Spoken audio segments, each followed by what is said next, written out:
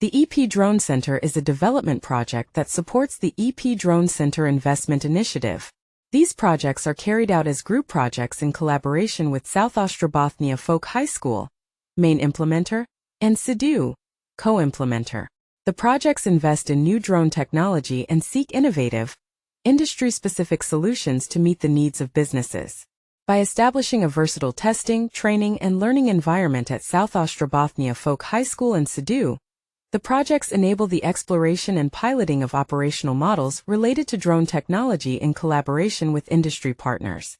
The project also develops materials to support drone expertise and advances the integration of drone skills into various qualifications and educational programs.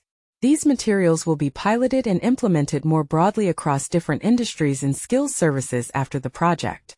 An additional value of the project is the innovative collaboration between Sedu and South Ostrobothnia Folk High School, which combines and strengthens their expertise, networks, and partnerships with the business sector. The project also works with other regional actors and international partners. The sister project of the Drone Center is into Sinajoki's Agile and Sustainable Mobility project, with both sharing a common steering group.